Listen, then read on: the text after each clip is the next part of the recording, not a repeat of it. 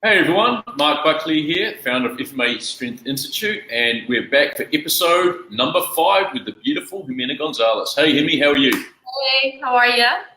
I'm good. So today we're going to talk about the food police, and we're going to talk about when ideas become dangerous. Now this is a really important topic because so many people have these ideas around food that are keeping them stuck and pushing them in the completely wrong direction.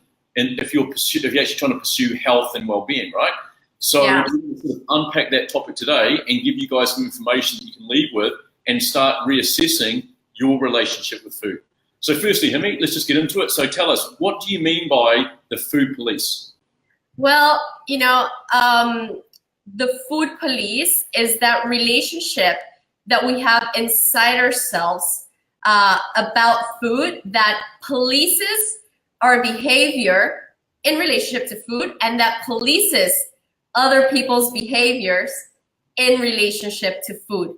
I don't know if you've noticed this, babe, but a lot of people are not just happy with monitoring their relationship with food, but they are policing other people's plates. Yeah. And this creates a very painful dynamic for many people. Like, I'm going to give you an example, and I talk a lot about this in my program, in the 12-week program, the 7 Body Basics. And it's that I don't think I've ever had a client that didn't have the type of dynamic with family and friends where they were out eating, and then suddenly, it doesn't matter what you eat, like, people will always criticize what's on your plate. But it's not just when you're out eating, it's on social media. Let's say you shared a picture of your meal and everybody jumps in with the food police at full force, and everybody's criticizing what's on your plate. Too much fat, not enough protein, or not enough carbohydrate, or not enough this, because everybody has this idea of food. And more than an idea, it's like a self-righteousness to project their beliefs of food or whatever works for food onto other people. Now, let's talk about this. Food is obviously very visceral, right? We eat, we digest with our viscera, or we process it with our viscera. And, when we're dealing with food, people get very emotional and very visceral. When you're having conversations about food, hello, have you ever watched a debate between vegans and paleo people? Do you know what I mean? Like it's just completely irrational. Like, nobody's even paying attention to the arguments that the other person is presenting. It's just like, a visceral fight where everybody's triggered and nobody's even listening. Okay, and that is what I'm talking about. It gets very visceral, very emotional. It can turn extremely aggressive very quickly. And it's not just with, vegans and paleo, it's with, like whatever, like government type regulations versus, more alternative type ideologies. Like, everybody just wants to push their beliefs onto other people. And that is what I refer to as the food police. And that's more, we're going to get more into like that whole dynamic and, what happens when we go out with friends and all these things, but also the way that we police ourselves with food. Yeah. And this is like where we start establishing, those reward and punishment type relationships that we're also going to be discussing. So in a nutshell, the food police polices what you eat and then gives you reward or punishment, and then polices the way other people eat, and then shames them or bullies them or feels validated because they share your beliefs. Okay. So that's the food police in a nutshell. Yeah, and this is huge because we talk a lot about changing behaviors. We talk a lot about, growing into yourself and becoming someone that aligns with the things you want in life, not the things that you don't want in life. And we always talk about 3 very important areas for change. One is the level of self, the next is the level of others, and the third is the environment. So you got the level of self, and this is what Hemi's sort of talking about, where we decide what type of relationship we want to have with food, how we heal that relationship with food, how we heal our relationship with body image, and what is it that I need to do at the level of self to change course and start thinking right so I can act right. And we'll talk about that as we go through this conversation. But then we have the level of others. And this is huge. Like, we know that if you want to be successful, you need to align with people that approve of that which you're moving towards. Get yourself like a good mentor or a good coach, someone that can keep you on course, someone that can help you when you stumble to get back up and keep moving forward, right? Stop being around the wrong people, the people that don't approve of the changes you're trying to make. The people now that when you stumble actually want to go, see, I told you this wasn't going to work. It's way too hard to do this. Come back and join the tribe. Come back and be with us. And we'll talk about that in more detail as we go through this conversation today as well. And then the third one is look at the environment. And that is your environment designed for success or for failure? You know, and, you know, when you walk around your home, are there success triggers in place? You know, triggers that want you to actually think right and act right, or is your environment set up to fail? So these are three big areas. And today we're really going to talk about the food police. We're really getting into the way that you police yourself, but also the others, the way the people around you try to change how they feel about themselves in your presence by trying to force you to change your behaviors. And we'll talk about why that's the easier option for people than them actually taking on change for the better for themselves as well. So this is big. So when we go into this whole thing about food police, what has been the challenge that you've seen for clients, especially when you look at their relationships with other people, and how that, even though they've had the best intentions to change, how that's really, you know, being the catalyst for the whole thing to fall over and for them to end up straight back where they don't want to be again? Yeah, so we've been talking throughout the whole series about the need to fit in and the need to be accepted. And of course, you know, like, since we were children, we enjoyed food typically, like in most cases or in many cases, within the family circle. Again, it's a very visceral thing. It's a very emotional experience. There's connection. There's all these things. People bond around food. Okay? And so what happens is that, like, if the family establishes like certain beliefs around food, you pretty much fit within those beliefs. Now, if they are beliefs that are serving you and are keeping you healthy and whatever, like, obviously, like, there's no need to change. You've got a healthy relationship with food, you know, whatever. However, if this is a painful and dysfunctional dynamic that the family has with food, and let's say you want to change that in yourself. So now you go and you look for a coach, or you start on some new program, you're learning how to eat, whatever. And then you come over to eat with your family. And then you say, oh yeah, I'm gonna skip that, or I'm doing this, or I'm doing that. The family typically, not in every case, but typically gets very threatened because they feel like they're losing a family member. And so they start playing out all these control dramas and power struggles to make you kind of like deviate from what you're trying to do and come back to the tribe.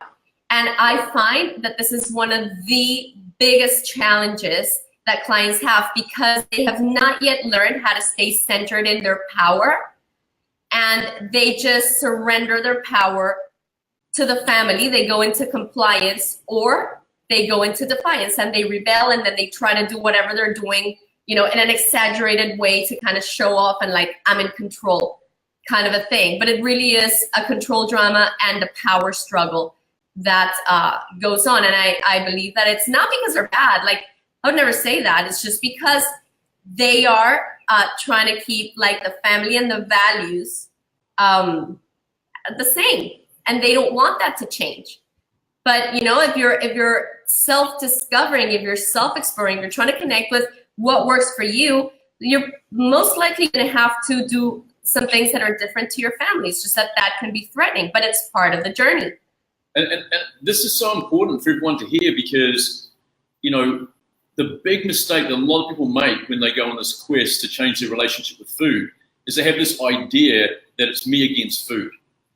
But quite often it's not, is it? It's like your relationship with food, but then it's also the relationship of your tribe in relationship to the food as well. And this is why I love that with every person that you start working with, you always start with teaching them how to self-parent and how to manage their relationship with power. And the more we talk about it, you know, the more the viewers should be getting that message that at the end of the day, whether you succeed or fail really comes down to how you manage power. Yeah. And sorry to interject, and it's not just whether you're able to follow through on a program. It's what happens when you're with other people and you try to stand your ground. Yeah. You know, and you can't do that, you know, or you find that you do it with ease and the people around you are very accepting and very supportive of the process. But I find that that is rarely the case. I mean, let me give you an example. Like I've been a health coach for so many years and helping people with nutrition and stuff. And when people sit with me at the dinner table, that like people that are like sick, overweight, don't know how to take care of their bodies, they're criticizing my plate and my meal, and they're telling me that what I'm doing is wrong. Because everybody has like this sense of entitlement to butt into other people's plates, and they have like this sense of righteousness that because they read an article or because I don't know, something works for them, then that means that goes across the board and it works for everybody, which, as we know, is not the case. You see, thing is that just as different as we all look on the outside, and this is something that I learned from Paul Chek and from Bill Walcott, we are very different on the inside, and the way that we respond to food is radically different. Yeah. You know, so why are we trying to bully everybody into adopting the same dietary philosophy that works for us?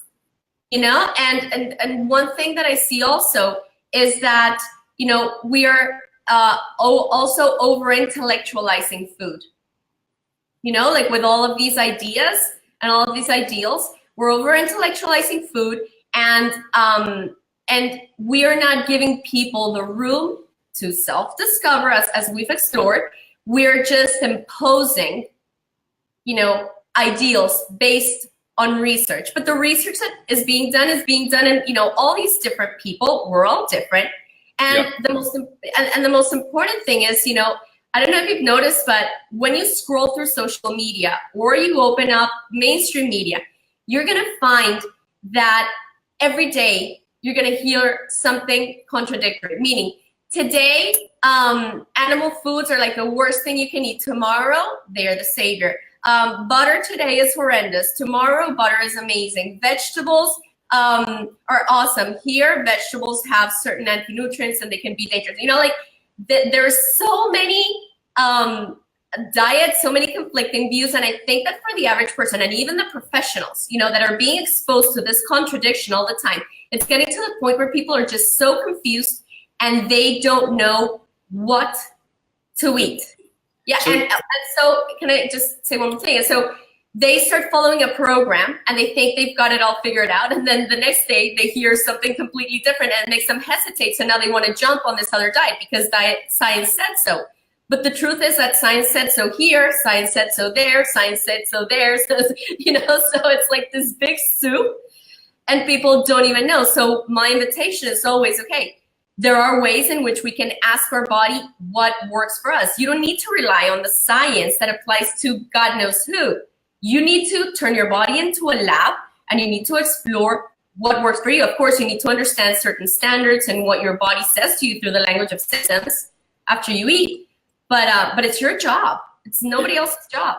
Absolutely. And we'll unpack that in a minute, because I love this whole confusion around food and how we're pretty much, you know, in a state of learned helplessness when it comes to our relationship with food. And I really want to get into that, because that's a very powerful topic.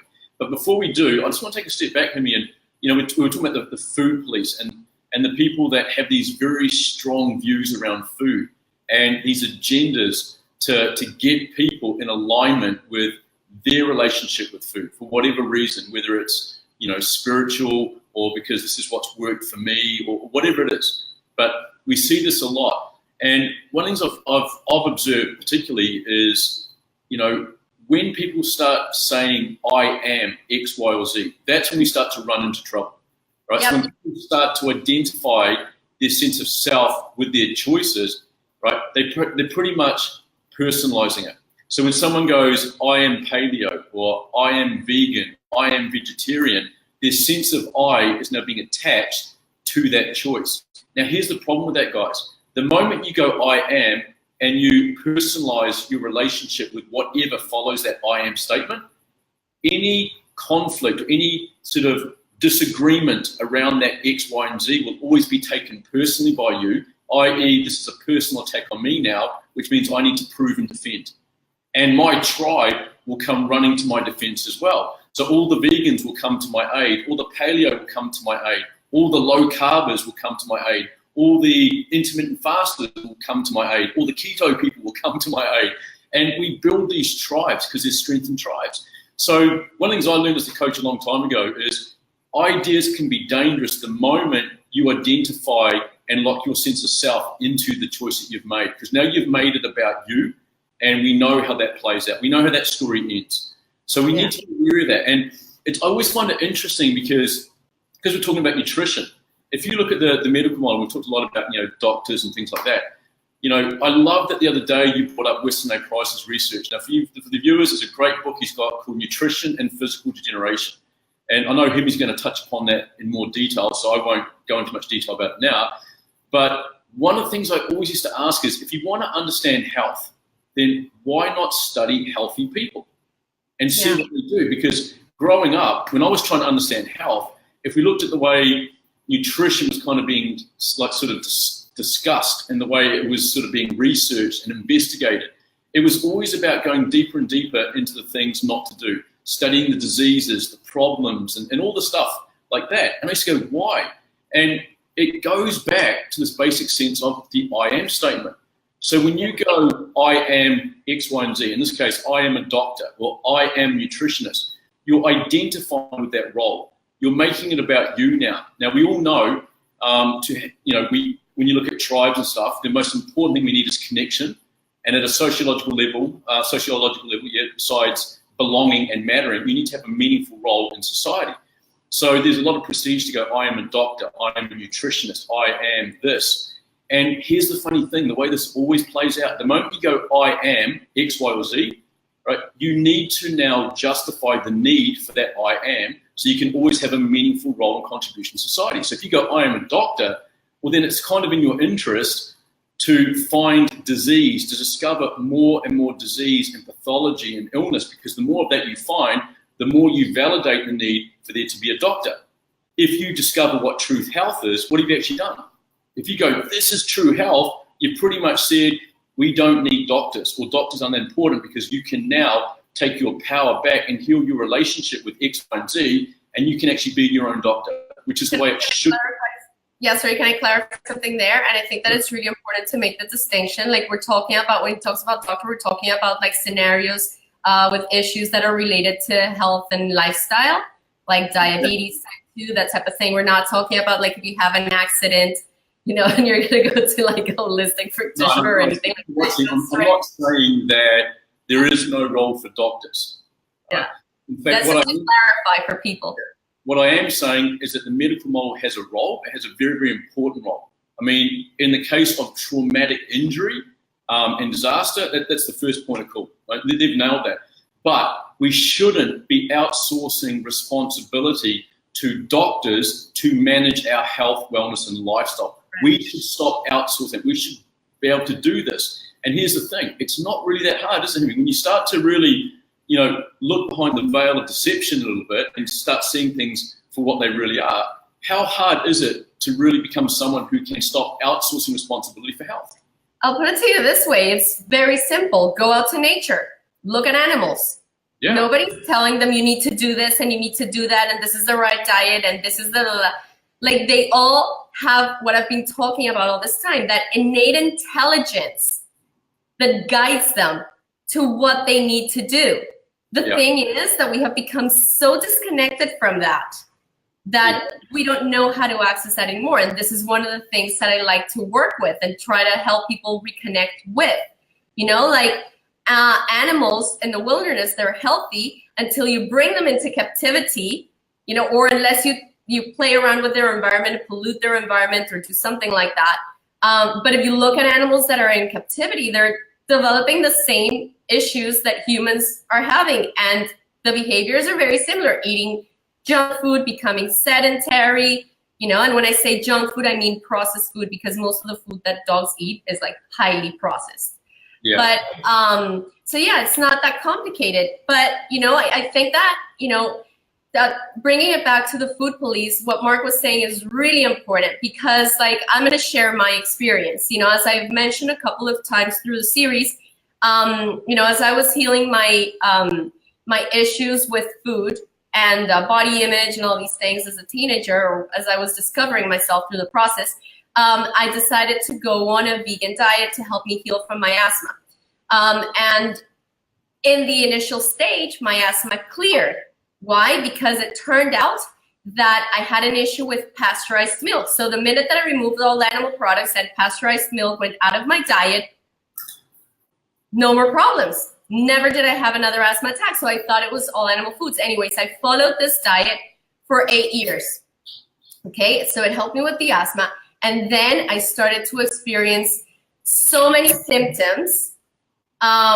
And I was so sick, but I was so disconnected from my body because I was so attached to the idea of being a vegan and everything that I believed in within this model that, here was the thing, so I went to a lecture and I listened to a lecture and I thought that it was super interesting. At the time I was already studying nutrition, like in a very vegetarian type school. And when I went to this lecture, which was like the total opposite, but I listened to it, it was a lecture by Paul Chek. I was like, oh my God, I agree with everything except that we need to eat animal foods. And, he gave me a good look and he said, in my 20 plus year career, I've worked with so many people, vegetarians, vegans, and a lot of them had health problems such as, and he gave me a laundry list of symptoms. At the time, I didn't even know what those things were. And then he looked at me and he said, and you have them all. And I was like, what do you mean? Like, I'm the epitome of health. Like, what are you talking about? And who are you to tell me this? So, but it kind of like stayed in my head. And I started to realize I hadn't paid attention to these things. But after he said it, I started to notice, oh my God, yes, I wake up in the middle of the night drenched in sweat. I'm bloated all the time. I have irritable bowel. I have, just all these things that started to happen to me after I adopted the diet that, even though I was sick as a child and was medicated, whatever, like I never had any of those problems back then. It was just like the asthma and the sinus and stuff. But this was just hormonal symptoms, digestive symptoms, neurological symptoms, mood swings. I mean, all kinds of things. By the way, I am not saying this is the case for everybody. I'm sharing my experience. So as I said in the second lecture or in the second presentation, my first career is journalism. So, obviously I started doing a lot of research because I wasn't going to put a piece of meat in my mouth before me doing my research. So I went off and I started doing all this research. Well, anyway, to make a long story short, it took me 8 months when I had already realized that my health was going under, that I actually did need to start bringing in animal foods. It took me 8 months to put a piece of meat in my mouth. And it wasn't even because I was worried about things. And of course, one of my biggest driving forces were the animals.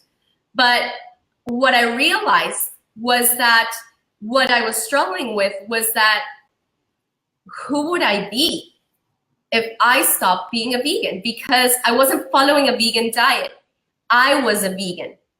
My entire sense of self had been built around this. And now, you're telling me that this is not working for me. Like, you've just taken the floor off my feet. And by the way, like, I'm going to be betraying my entire tribe. It's not just me and all the people. What are they going to say? I told you so. Blah, blah, blah. That was what stopped me. And then I realized, oh my God, like, I am actually willing to compromise my health to support an ideology. Anyway, I tried to tweak my diet in every way, shape, or form. I worked at a vegan spot, so I had worked under a doctor. Like, it wasn't like I just popped out one day and decided to do this. No, like, it was good quality food. It was, my proteins were good. I tried raw foods. I mean, like, everything. Nothing worked for me. So I thought, okay, well, nothing's working for me. None of the tweaks. So I'm gonna have to like really bring in the meat, and that totally changed my body, and my symptoms started to disappear right away. Some of those symptoms, for other things, I had to do additional therapy, but like it totally transformed my body. Now, again, I am not saying that, it may not work for some people, and I also believe that it can work for others temporarily, etc. But, the take-home note here is we're all different, and, before, the reason why I'm talking about the food police is because I used to be the food police, big time. I would criticize everybody's plates. I was on a mission to make sure that the entire world ate the way that was aligned with my values. And you know what's interesting? Life has a way of getting back to you. So one day I did a little interview. A good friend of mine, Troy Casey. I was going to say Mark Buckley. Troy Casey interviewed me. And I just shared my experience and what happened and all the symptoms that I experienced. And I said, if it's working for you, great. If it's not working for you, well, consider it could be that maybe it's not, that something's going on and that you may need to make some tweaks. And oh my God, the level of hate that I got, the attacks, the insults, people wished me dead, because if there's something worse than a meat eater, there is something worse, than a meat eater. It's a vegan gone meat eater again, and I cannot even begin to describe. They told me that my vagina stunk, that I was a blood drinker, that I was being paid by the Meat and Dairy Association, that that I was going to die of heart disease, that they hoped that I died, that I was cruel. I mean, just all these things. And then they just kept telling me also that they were super spiritual. And I'm sitting there going through this conversation and I'm like, how is this spiritual? And by the way, you people don't even know me and you're just making all of these judgments when all I said was that I had a problem with it and that they said that I was on a detox for 8 years, that I did it wrong, that I needed to have done this and that I didn't supplement. Every single reason to justify, because, when you are attached to an idea at that level, you cannot even fathom that, it may not apply to everybody across the board. So that is where I really learned the food police. Yeah, and in psychology, I touched upon this whole idea of I am XYZ and the need to prove and defend that which you attach to your sense of self, your idea of self. But there's also what's called the sunk cost fallacy. And the sunk cost fallacy is basically the more time you spend committing to something, the more you need to defend it and not actually have it be wrong. Because you imagine if you spend X amount of years dedicated to something, it's a tough pill to swallow to go, I've just kind of wasted those X amount of years because it actually moved me in the wrong direction. It was tough. Yeah. Talk about a tough pill to swallow, changing your entire sense of self because you attached it to a diet and a philosophy. And, and you know what? And the weirdest thing was I never thought I would have to make this choice. And this may sound horrible, but it was to this point. I was so sick that it was either me or the animals. Yeah. And now I do not support factory farming. Not at all. Everything I get is humanely raised, grass-fed, organic, so I am not speaking of factory farming. But at the same time, I really had to make that decision, and so I chose not to be a martyr. Okay. And that's the truth. So people will call me selfish. It doesn't matter. And by the way, again, I am not trying to tell anybody how to eat. No. I'm just sharing what did not work for me. Turns out I'm like a total carnivore, and that is what I need to eat to thrive. And plants really irritate me. When I eat a lot of plant food, it really irritates me. My body does not like it when I eat too much of it. So what am I going to do? Starve to death to stay within a tribe? Yeah, and let's take the spotlight off of veganism and vegetarianism, because this is not about persecuting choices. All right? No. I know a lot of beautiful people that are enjoying a vegan, vegetarian lifestyle, and it's working for them, and that's great. I have a ton of friends that I adore. Yeah, so I just wanted to put that out there. What we're talking about here more is about how hard it can be, to make a change for yourself, because it's not now just about you going against you and your ideas about who you are, but the dangers of making choices and then locking your idea of self to those choices and going, I am this, I am that. Because the downside to that is that you make it now personal. And when anybody has an opposing idea or opposing view to whatever you've chosen to lock your idea of self around, you are going to take it personally and you're going to have a need to prove and defend. So we want you to be aware of that, because we're talking about now helping people heal their painful relationship to food and body image. And I'm really trying to share with you, just like Ximy is, that a lot of people are not prepared for the opposition that their tribe is going to give them by trying to change their relationship with something. Now, this happens for a few reasons. So let's just talk about goal setting for a start. So we have a client sitting there, and remember in the previous episodes I've said one of the first things we've got to do is go, what is someone's relationship to that goal? Is it a healthy relationship or is it an unhealthy relationship? And quite often, you either experience this for yourself, or if you're one of the trainers, many trainers watching this, you're going to see this in your clients. A lot of people go through life getting what they don't want and not having the things they do want. Why is it that they never really achieve the changes in body image or changing their relationship with food? Now, we've talked a lot about, it usually comes back to the I am not enough, right? I am not pretty enough, I'm not smart enough, etc. This is not possible to me, this is not available to me. And when you understand psychology, you realize that the way the brain works is that you don't act on what you want, you actually act on what you expect the outcome to be. So if you expect the outcome to be failure, and this is going to be a good lead-in for learned helplessness a little bit later on, right, then you're not thinking right. And if you're not thinking right, you will never act right and actually move in the right direction and stay on course. But here's the key thing that I really want to share. What we've experienced is that there's two reasons really why people don't achieve the changes that they want. One of them is because of the cost of actually getting it. And that's what we're talking about here.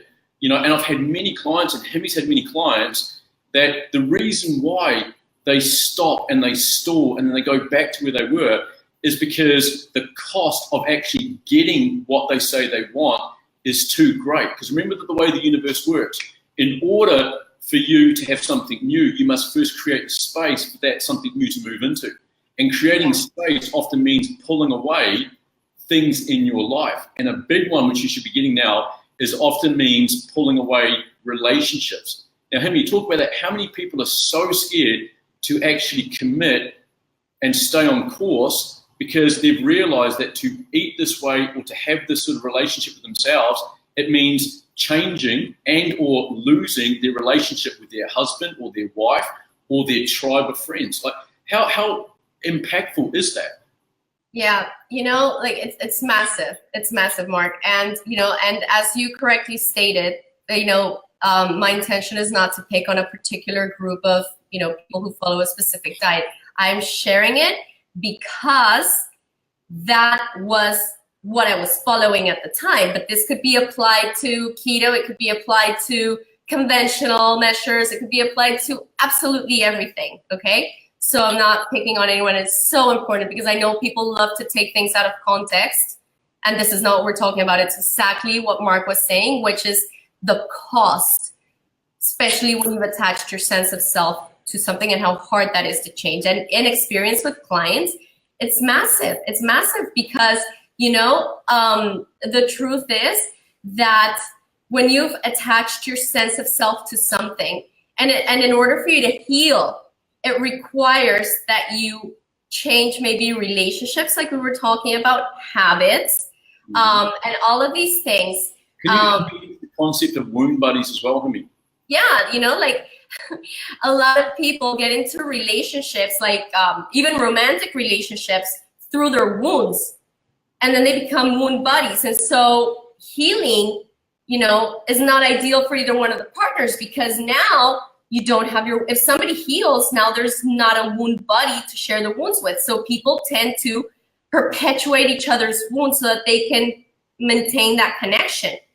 And again, not from, we're not criticizing, we're just saying the things that some of us humans do. I've done it, and the reason why Mark and I share our stories is because, we are speaking to you from a place of personal experience and professional experience. We've been down this road. We've experienced all these things, and it was extremely difficult for me to make the changes. So what have I learned from that and my clients is do not attach your sense of self to food, to a program, to anything. John McMullen, again, I'll mention him again. One of the things he said, this is very philosophical, but I love it. The minute that you choose, you've lost your ability to choose. As redundant as it sounds, it's so profound. When you choose and you lock yourself and you identify yourself with something, you know, like your sense of loyalty, blind obedience is going to be completely attached to this, and it stops you from maybe considering other possibilities around the world. So how do we navigate this? Well, how about we remain curious? You know, instead of locking ourselves up into these ideas. That's why I believe ideas can be a very dangerous thing. I know because I've been down the path of ideas and it almost cost me my life. You know, and I know that this is the case for many people. So what about we remain curious? What about if we can go back to having conversations with people? Oh, so you think that, you know, intermittent fasting is fantastic. Well, share your reasons why. Oh, well, to me, that doesn't sound real because of, or true, or whatever it is, because of such and such. But let's have an exchange, not you're this and you're that because you believe this or because you believe that. You know, it's so important we go back to remaining curious about why other people are doing the things they're doing and learning from it. Yeah, and guys, you know, one of the most important things here is the more you know, the more you actually realize how little you do know. So don't lock yourself into an idea, because ideas come and go and ideas grow and evolve and change. I mean, when I was at university, my first year at university, I'm sitting there and the presenter comes out and the very first thing they said was this, right, guys? Yeah, so here's what's going to happen. In the next 10 years, around 50% of everything that you learn in this degree over the next 4 years is going to be proven wrong, and we're going to have to change it. But the problem is I don't know what 50% of what I'm going to teach you is incorrect and wrong right now. All right, so I have to teach you everything. But be prepared for the change, because it's going to happen. That is so true. I love that so much. Sitting there going, first I went through, why the fuck am I paying so much for this degree if half of it is wrong? So then I asked if I could, you know, get a 50% discount and just pay for the useful parts and not pay for the shit, but they wouldn't do that. But I'm so glad he shared that with me, because it made me realize, like, I was sitting there thinking I'm going to become the shit now because I'm at university and I'm going to learn how it is. So I can go off there and position myself as an authority because I know how it is. And he pretty much burst that bubble and goes, no, you don't. He said, basically, you will never stop learning and evolving. And it's like what you've said, you know, don't get locked in ideas. Become a student for life. And this is why when we teach, and I learned this from you, and this is where I use it. It's, you know, when I stand in front of my students and we might be talking about nutrition, I will always say as a leader, what I'm going to do today is share nutrition as I've come to understand it, right? I don't know the blacks and whites. I don't know, because it's not a black and white area, it's a gray area, right? And all I can do is share what I have come to understand based on the experience I've had through knowledge, experience, and wisdom, right? That's it. And because I don't get identified with what I teach and I don't lock into an idea and say, this is how it is, I have no need to prove and defend when things change. I can roll with the punches and I can keep developing my skills and going, wow, okay, that's interesting, because that shows that what I was thinking over here now is kind of been shown to be not that accurate, and follow this way. And this is why I've always had that saying, let science guide you but never lead you, right? Which is another very important concept. And this is something else that actually I learned from you with a lot of other things. You said to me, we should not speak in the language of absolutes. Okay, he said the only absolute is there is no absolute. And again, you know, speaking in the language of absolutes is losing our ability to choose. We've locked ourselves here, and things are constantly evolving. And you know, when it comes to food too, and I was mentioning, I touched briefly upon this yesterday, that I don't like to talk about diets because diets are static and because they're typically based on other people and rigid, etc. I like to teach people the skill of eating, and this is based on listening to our bodies and learning to interpret the body's language, which is the language of symptoms or biofeedback. It's learning to obviously understand food. But when I teach food, I don't teach it at a very technical level. I teach it at a very approachable level that is very applicable, and you just learn how to navigate food and how to understand your body in relationship to that food. We need to understand nature and we need to understand our bodies, so this is why with the Bombshell formula, knowledge for me is understanding nature. Experience is understanding my body, and wisdom is what happens when that knowledge about nature and that experience about my body meet, and they teach me the lessons and what it is that I need to do for my body and how I need to eat. And as I was also saying yesterday, the body is not static. The body is dynamic and it changes. And there could be a moment when you need to use this therapeutic intervention to help you because you're having this challenge, or because you've gone through a serious stress process, or because of X or Y reason. So if you think of yourself as a diet, you're always gonna be stuck in there and you're gonna harm your body. Like, actually, this is something that was fascinating. So, in my books, I wrote about this relationship about our bodies being dynamic.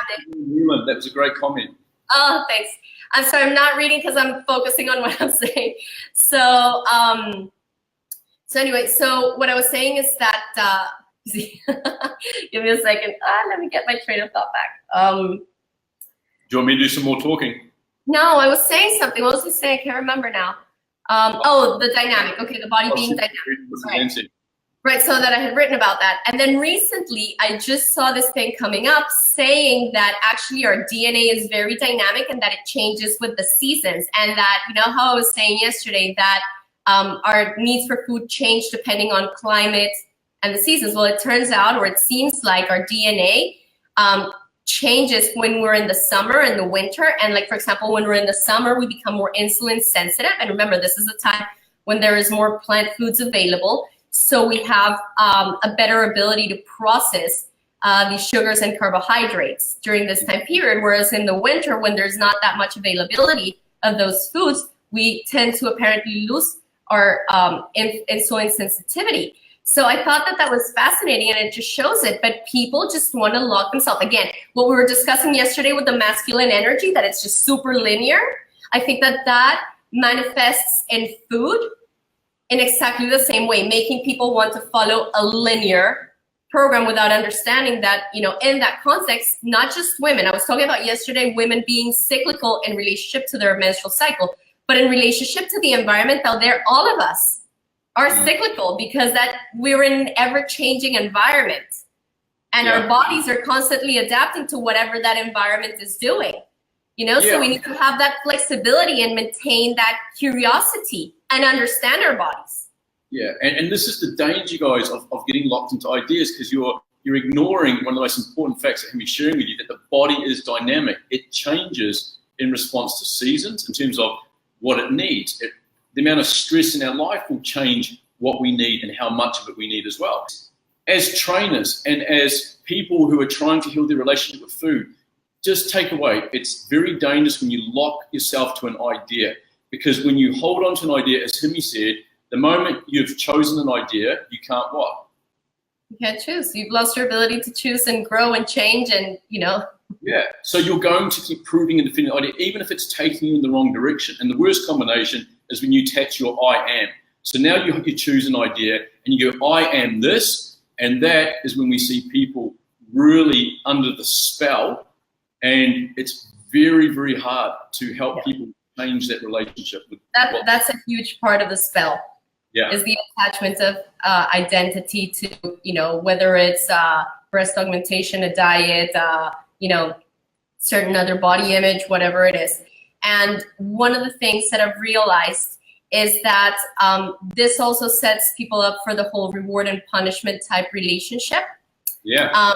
Because they start like really punishing themselves.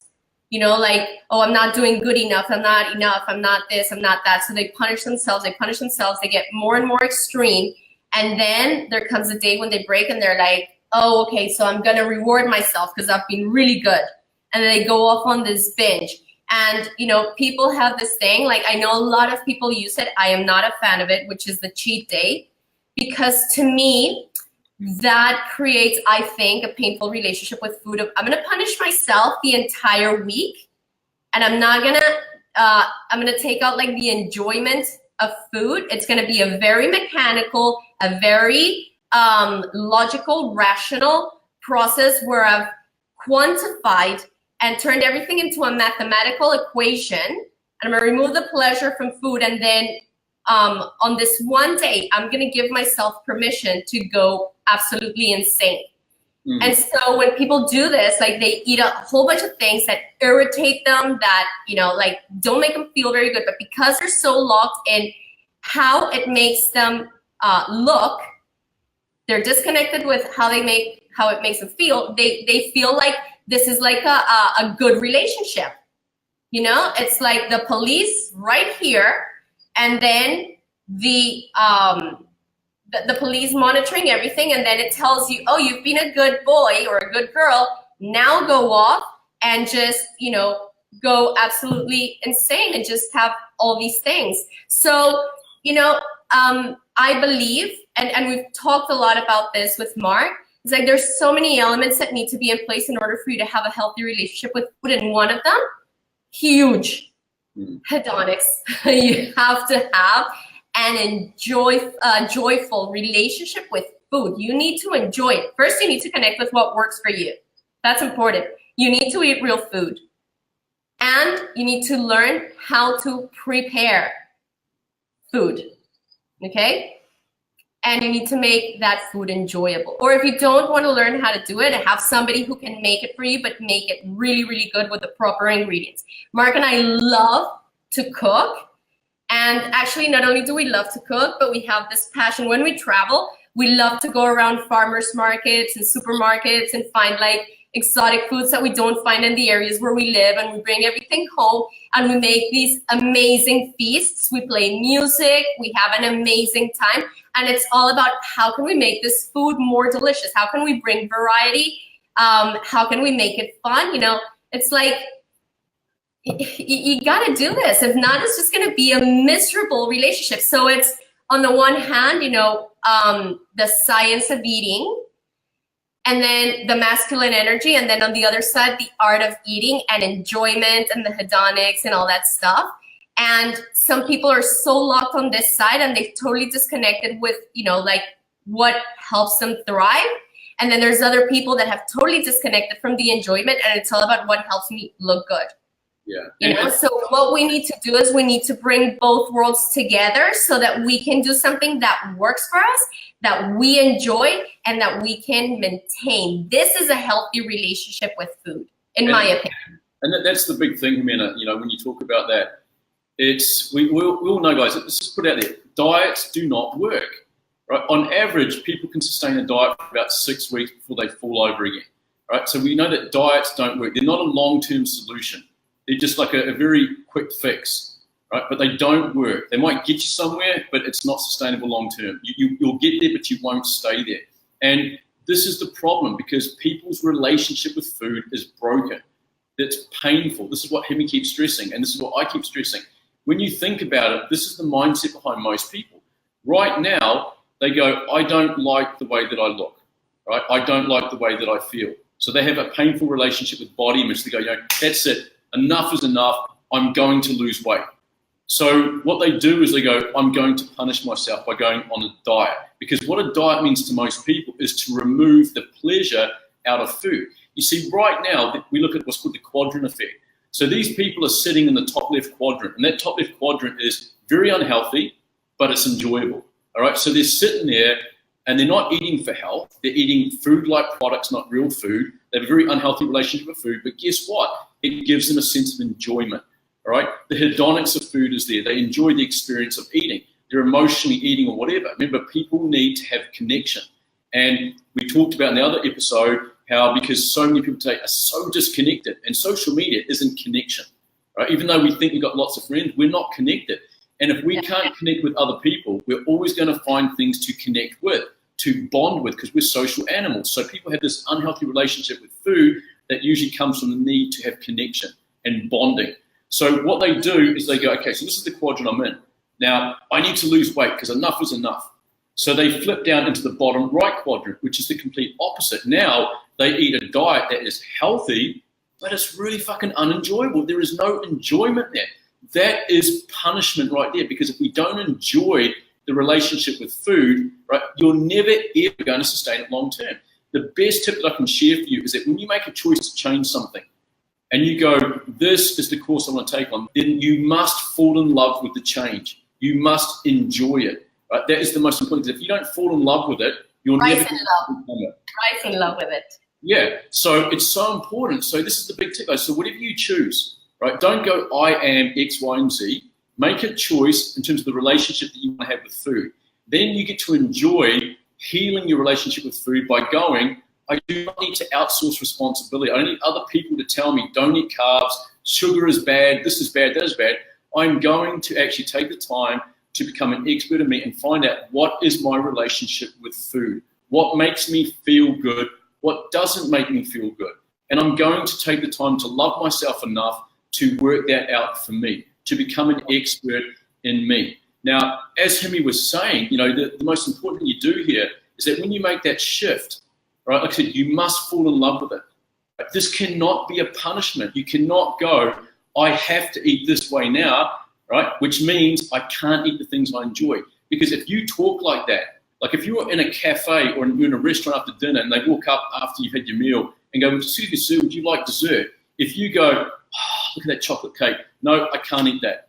By saying I can't, right, you're actually punishing yourself, because what you're still identifying is with the person that eats cake, that wants to eat cake, that's addicted to sugar, that wants to maintain a relationship with sugar, but you're putting that on hold right now and depriving yourself of the very thing that you love and want because you're trying to achieve a weight loss goal here. Right? You will never succeed long term because you will always go back to what you love. And they've shown in studies just the simple thing of going, instead of going, I can't eat cake, but actually saying, no, thank you, I don't actually eat cake, I don't eat cake, right, is now committing and falling in love with who you want to become. You're releasing who you used to be and you're growing into and expanding your idea of self to become the person that doesn't eat cake, right? Remember I said in the conversation, it's not just about the choices we make, it's about the conversations we have with ourselves, because we have the ability to talk ourselves into things and out of things. So guys, just to finish up on that, you've got to fall in love with the change, and it is your responsibility to make that change enjoyable for you.